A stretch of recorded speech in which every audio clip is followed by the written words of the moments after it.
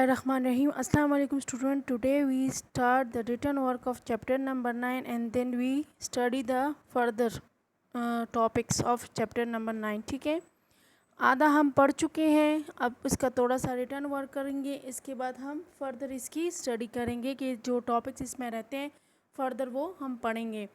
Chapter number 9 copy में proper लिखना है. Physical and chemical change, page number है 103 से 115 तक. क्वेश्चन आंसर्स है, होमवर्क क्वेश्चन है and sheet the correct answer है. आज हम इसमें short questions and homework question करेंगे. क्वेश्चन नंबर 1 हमारे पास है short question. Question number 1, name the only state of matter that can be easily compressed and why. कहते हैं कि उस स्टेट ऑफ मैटर का नाम बताइए जो आसानी से कंप्रेस हो सकते हैं, क्यों. ठीक है ना, स्टेट ऑफ मैटर कितने थे, सॉलिड, लिक्विड एंड गैस. अब उसमें से एक का नाम बताए तो वो एक इसमें क्या है, आंसर में क्या है, अ गैस. क्या है, a gas is the only state of matter that can be easily compressed because there is a lot of space between the particle.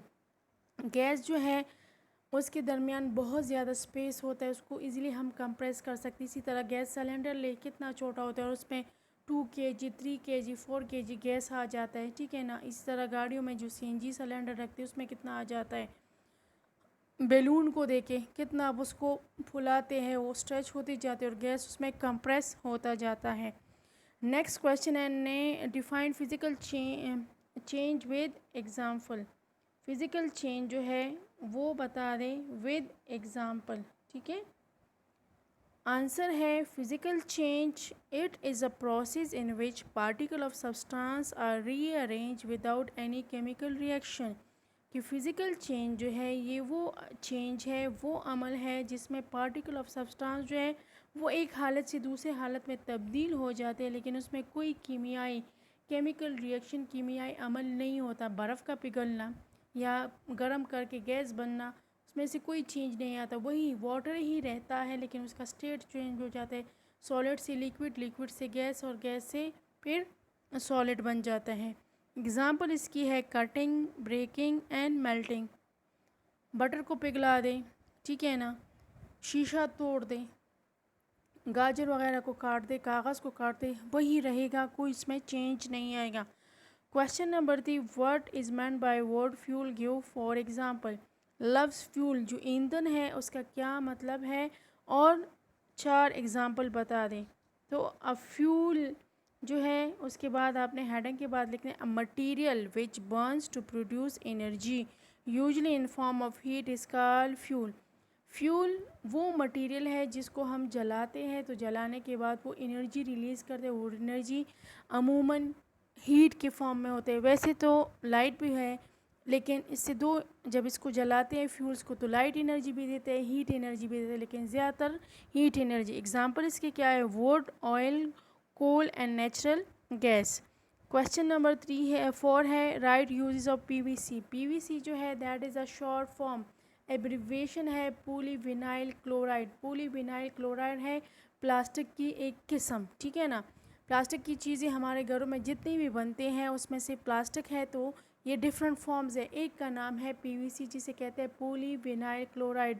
हमारे घरों में आजकल जो है पुराने पाइप्स को हटा दिया जाता है और वो ग्रीन ग्रीन कलर के प्लास्टिक की पाइप लगा दी गई है, उसके ऊपर लिखा होता है PVC पाइप्स. ठीक है ना, तो ये कहते हैं कि ना गर्मी इसको ज़्यादा ख़राब करते ना सर्दी से ये पड़ते हैं, तो ये बहुत अच्छे होते हैं, इसलिए आजकल लोग ज़्यादातर यही PVC पाइप्स का इस्तेमाल करते हैं. अब इसकी यूज़ क्या है, ठीक है, PVC की यूज़ क्या है. Use of PVC are use is a gutter pipe और हाउसेज. हमारे घरों में जो गटर होता है उस गटर के साथ प्लास्टिक का एक बड़ा सा पाइप लगा दिया जाता है ताकि वो स्मेल उससे निकले. तो वो जिस प्लास्टिक से बना होता है वो प्लास्टिक क्या है, PVC. It is use as a insulator on electric cable. जो बिजली की तारें होते हैं, ठीक है ना, जो बड़े बड़े ज़मीन के अंदर घुसा दी जाते हैं या फिर ऊपर होते हैं, तो उसके ऊपर आप देख ले प्लास्टिक का कवर होता है. वो प्लास्टिक का कवर जिस प्लास्टिक से बनता है वो है PVC. PVC sheets are turn into plastic raincoat. ये रेनकोट जो बारिश में पहनते हैं, येलो कलर के, ग्रीन कलर के, हमारे स्कूल में आप देखिए PTI बारिश में पहन लेते, तो वो एक किस्म के प्लास्टिक से बने. वो प्लास्टिक कौन सा है, PVC. Thin layer of PVC are use to make washable wallpaper. जो दीवारें ख़राब हो जाती है उसके ऊपर वॉलपेपर प्लास्टिक से लगाते हैं, लेकिन पता ही नहीं चलता कि ये वॉलपेपर है, कुछ ऐसे ही होते हैं, तो वो आसानी से हम उसको धो सकते हैं। Thick layer of PVC are use to make sole of shoes. आप जो शूज़ पहनते हैं, हम शूज़ पहनते हैं, उसके जो सोल होते हैं, तले जो होते हैं, वो जो प्लास्टिक का बनता है वो है पीवीसी, लेकिन पीवीसी में उसका थोड़ा सा मोटा प्लास्टिक। नेक्स्ट इसके होमवर्क क्वेश्चंस, ठीक है।